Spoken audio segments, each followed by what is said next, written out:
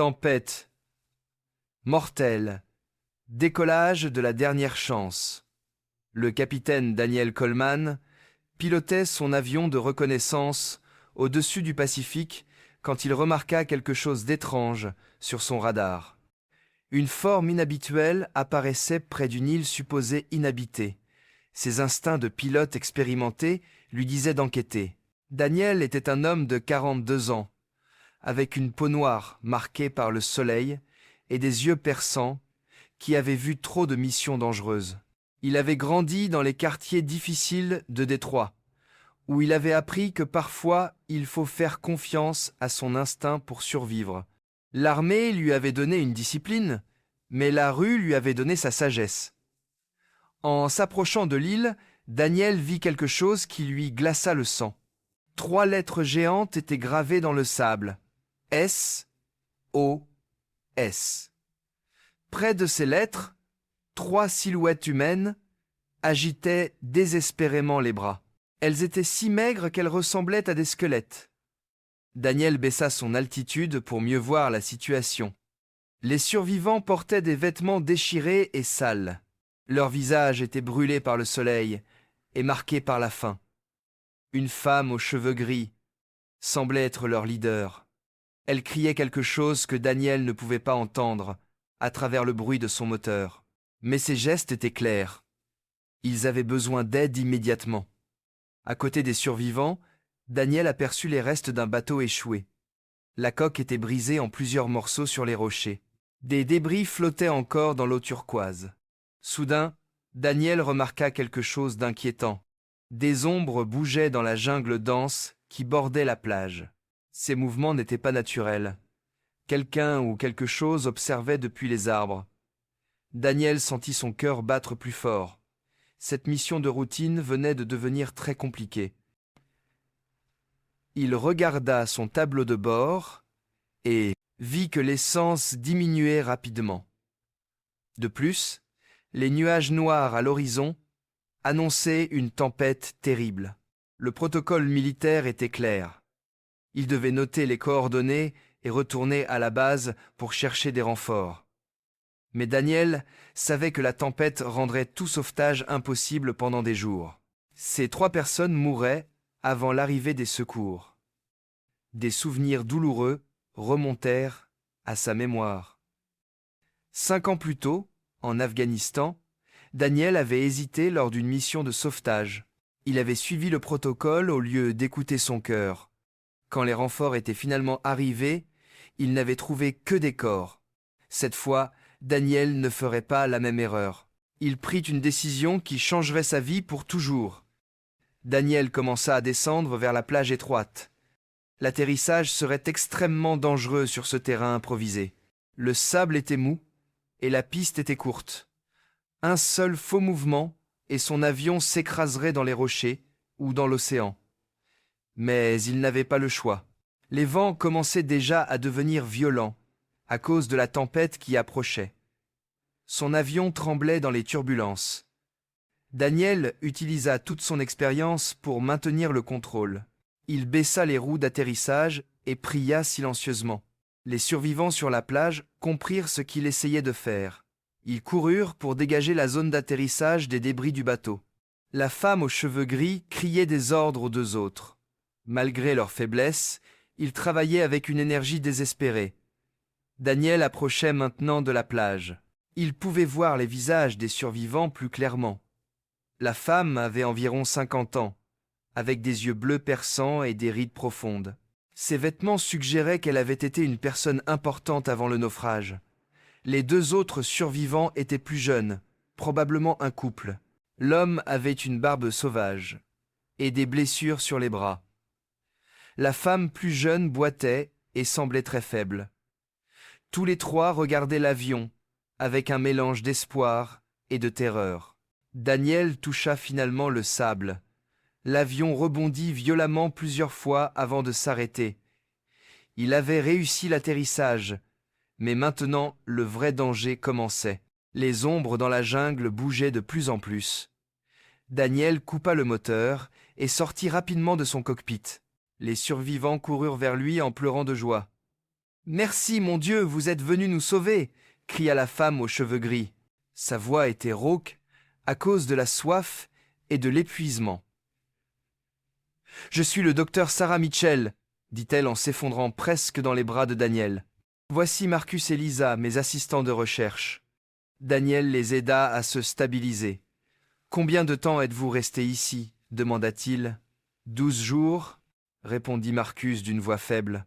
« Notre bateau de recherche a heurté les rochers pendant une tempête.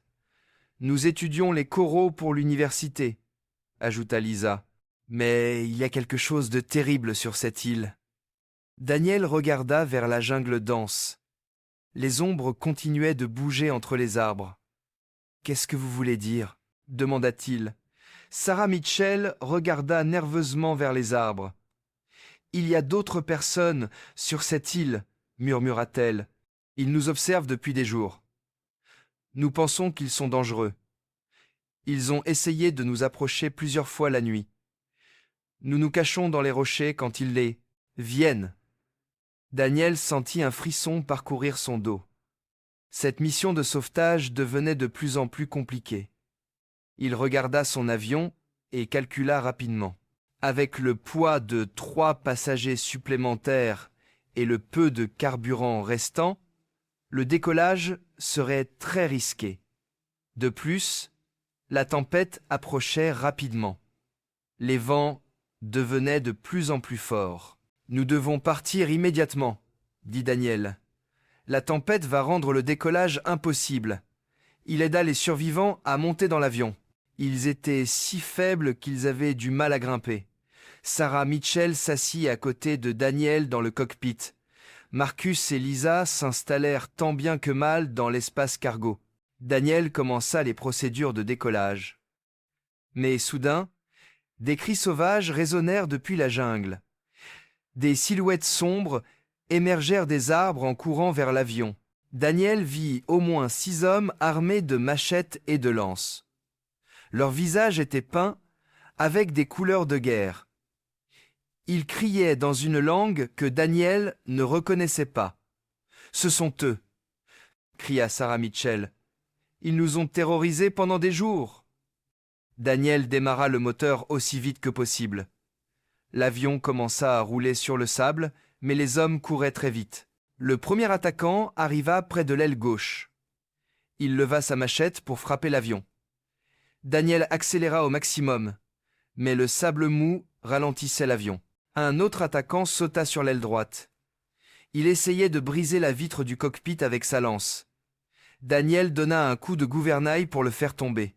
L'homme tomba sur le sable, mais d'autres arrivaient. L'avion prenait lentement de la vitesse, mais pas assez vite. Les attaquants couraient à côté de l'avion, en criant. Certains lançaient des pierres et des lances.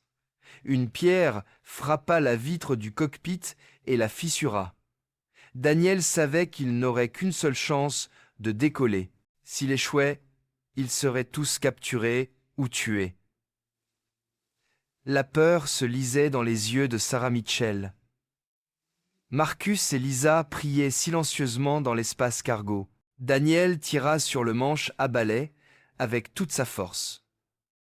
L'avion quitta finalement le sol, mais de justesse. Les roues touchèrent presque les têtes des attaquants. Un homme réussit à accrocher l'avion avec sa lance. Il fut traîné sur plusieurs mètres avant de lâcher prise. Daniel monta rapidement en altitude pour échapper aux projectiles. Mais maintenant, un nouveau danger les attendait. La tempête était arrivée plus vite que prévu. Des vents violents secouaient l'avion dans tous les sens. La pluie battait contre les vitres comme des balles. La visibilité était presque nulle. Daniel luttait pour maintenir le contrôle de l'avion. Les instruments de navigation devenaient fous à cause des interférences électriques. Sarah Mitchell s'accrochait à son siège, le visage pâle de terreur. « Est-ce que nous allons survivre ?» demanda-t-elle. Daniel ne répondit pas immédiatement. Il était concentré sur le pilotage dans ces conditions extrêmes. L'avion perdait et gagnait de l'altitude de façon imprévisible. Parfois, il tombait de plusieurs centaines de mètres en quelques secondes. L'estomac de Daniel se soulevait à chaque chute. Derrière lui, il entendait Marcus et Lisa vomir à cause du mal de l'air. Soudain, un éclair illumina le cockpit. Daniel vit qu'il volait directement vers une montagne de nuages noirs. Il tira sur le manche pour éviter la collision. L'avion monta si rapidement que tout le monde fut plaqué contre leur siège. Daniel sentait que l'avion atteignait ses limites structurelles. Les ailes tremblaient dangereusement sous la pression. Un autre éclair frappa très près de l'avion. Tous les instruments électriques s'éteignirent pendant quelques secondes. Dans cette obscurité totale, Daniel pilotait uniquement à l'instinct. Il pensait à sa grand-mère qui lui avait appris à ne jamais abandonner. Elle lui avait dit que la force venait de l'intérieur, pas des machines. Quand les instruments se rallumèrent, Daniel vit qu'ils étaient perdus. La boussole tournait dans tous les sens. Le GPS ne fonctionnait plus. Le niveau de carburant était dangereusement bas. Daniel réalisa qu'il pourrait ne jamais retrouver la base. Il pourrait s'écraser dans l'océan sans que personne ne les trouve jamais. Sarah Mitchell semblait lire dans ses pensées. « Nous allons mourir, n'est-ce pas » murmura-t-elle. Daniel la regarda dans les yeux. « Non, » dit-il, avec une détermination féroce. « Je ne vous ai pas sauvé de cette île pour vous laisser mourir maintenant. » Il chercha une ouverture dans les nuages. Pendant de longues minutes, ils volèrent dans l'obscurité totale. Le carburant continuait de diminuer. Daniel calculait mentalement combien de temps il pouvait encore voler. Peu, être 20 minutes. Peu, être moins. Soudain, il vit une faible lumière à travers les nuages. C'était un rayon de soleil qui perçait la tempête. Daniel dirigea l'avion vers cette lumière. Lentement, ils émergèrent des nuages noirs. En dessous d'eux, l'océan brillait sous le soleil. Au loin, Daniel aperçut une forme familière. C'était un porte-avions américain. « Regardez !» cria-t-il aux survivants. « Nous sommes sauvés !» Sarah Mitchell éclata en sanglots de soulagement. Marcus et Lisa applaudirent faiblement. Daniel contacta le porte-avions par radio. « Ici le capitaine Coleman, demandant permission d'atterrir d'urgence. Nous avons 3 survivants civils à bord et très peu de carburant. » La voix du contrôleur aérien répondit immédiatement. « Permission accordée, capitaine Coleman. Nous préparons le pont d'atterrissage. Félicitations pour votre mission de sauvetage. » Daniel sourit pour la première fois depuis des heures. Il avait réussi à sauver 3 vies. Mais plus important encore, il avait prouvé qu'il pouvait faire confiance à son instinct. L'atterrissage sur le porte-avions fut parfait. Dès que l'avion s'arrêta, des médecins montèrent à bord. Ils emmenèrent immédiatement les survivants à l'infirmerie. Sarah Mitchell serra la main de Daniel avant de partir. « Merci, dit-elle simplement. Vous nous avez donné une seconde chance de vivre. » Daniel regarda son avion endommagé. Les mécaniciens examinaient les impacts de pierres et de lances. « Vous avez eu de la chance, capitaine, » dit l'un d'eux. Quelques centimètres de plus, et ils auraient touché le réservoir de carburant. Cette nuit-là, Daniel ne put pas dormir. Il pensait aux hommes mystérieux sur l'île. Qui étaient-ils vraiment? Pourquoi avaient-ils attaqué les survivants? Le lendemain matin, Daniel fit son rapport à ses supérieurs. Il décrivit l'île, les survivants et les attaquants. L'amiral Johnson l'écouta attentivement. « Vous avez pris un risque énorme, capitaine, dit l'amiral, mais vous avez sauvé 3 vies innocentes. Cependant, nous devons enquêter sur cette île mystérieuse. Il pourrait y avoir une base pirate ou quelque chose de plus dangereux. » Quelques semaines plus tard, Daniel apprit que l'île avait été fouillée. Les enquêteurs avaient trouvé les restes d'un camp de contrebandiers. Les hommes qui les avaient attaqués étaient des criminels en fuite. Ils utilisaient l'île comme base pour leurs activités illégales. Les autorités les avaient finalement arrêtés, Sarah Mitchell envoya une lettre à Daniel. Elle lui racontait sa récupération et celle de ses assistants. « Grâce à vous, nous pouvons continuer nos recherches sur les coraux, » écrivait-elle. « Vous nous avez non seulement sauvé la vie, mais aussi notre avenir. » Daniel garda cette lettre dans son casier. Elle lui rappelait pourquoi il était devenu pilote. Pas seulement pour voler, mais pour aider les autres. Parfois, les règles devaient être brisées pour faire ce qui était juste. Son instinct l'avait guidé vers la bonne décision. Cette mission avait changé Daniel pour toujours. Il avait appris à faire confiance à son cœur autant qu'à sa formation. Quelques mois plus tard, Daniel fut promu commandant. Ses supérieurs avaient reconnu son courage et son jugement. Mais pour Daniel, la vraie récompense était différente. C'était de savoir que 3 personnes étaient vivantes grâce à lui. Chaque fois qu'il volait au-dessus de l'océan, il pensait à cette île. Il se souvenait de la peur dans les yeux des survivants.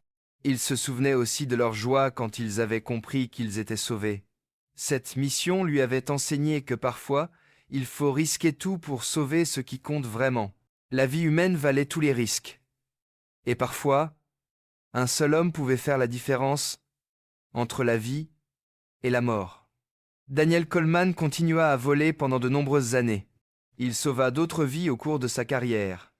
Mais il n'oublia jamais cette première mission où il avait choisi son cœur plutôt que le règlement.